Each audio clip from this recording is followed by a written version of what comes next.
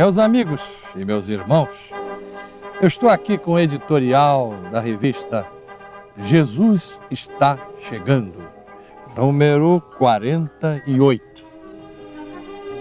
Eu prometi fazer a leitura com comentários desses improvisos meus da série O Apocalipse de Jesus para os Simples de Coração, que eu levei ao ar pela primeira vez entre outubro de 1990 e fevereiro de 1992. Antes desta série, nós apresentamos Apocalipse e Profecia, Apocalipse para o povo e também muitas explicações na televisão, em 1983, e no rádio, muito antes. Nós estamos analisando aquela passagem dos Atos dos Apóstolos em que Pedro estabelece a ordem dos diáconos.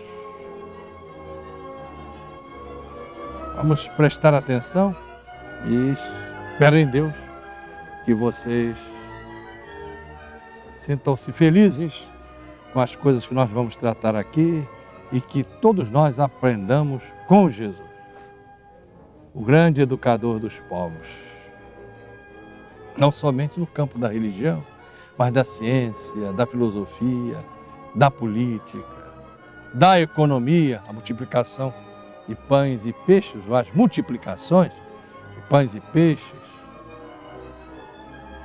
Jesus, já ressurrecto, avisando aos seus apóstolos a existência de peixe em determinada parte do lago, eles não conseguiam pescar.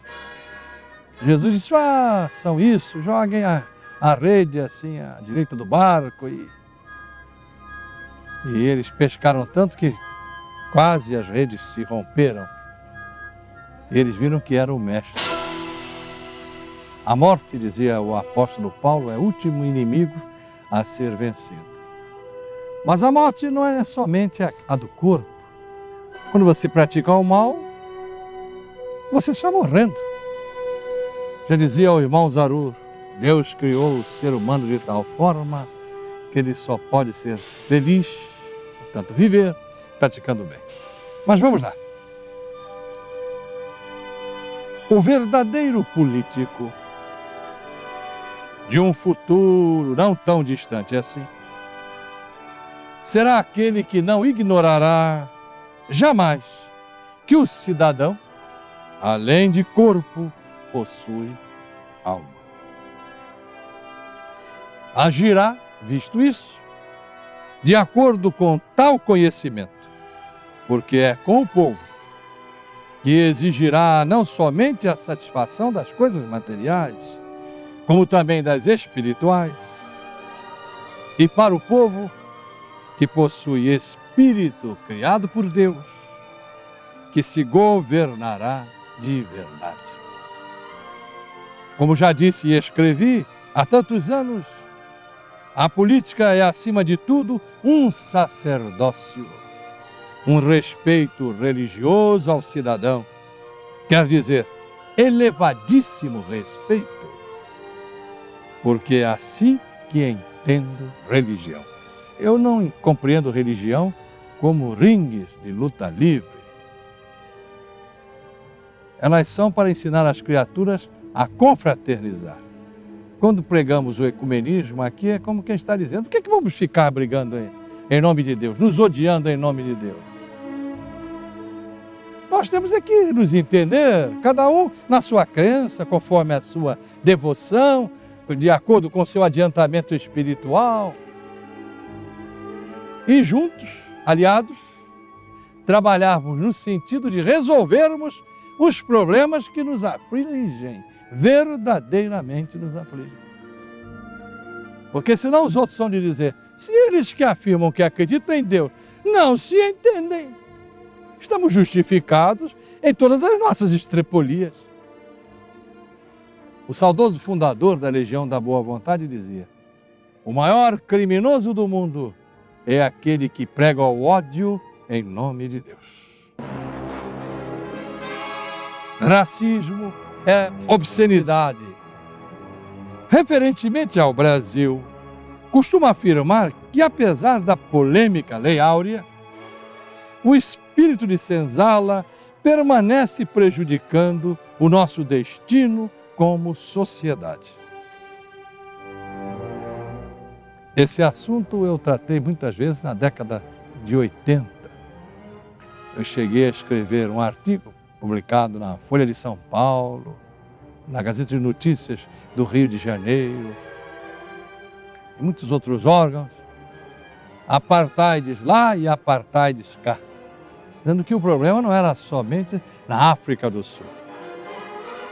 E eu perguntava, onde estão os negros nas grandes posições diretoras da nacionalidade brasileira?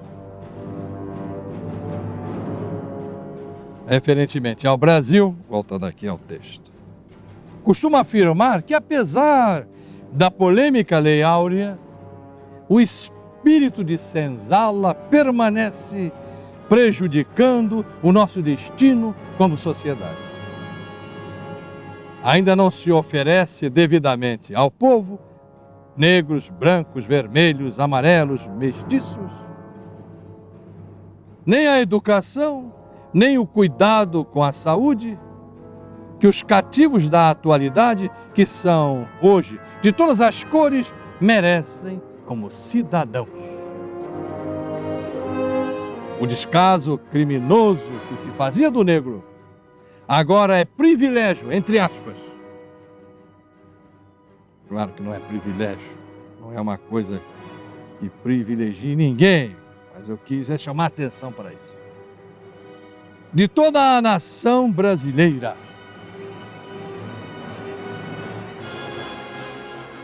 A escravidão era a mazela do império, como denuncia Dona História.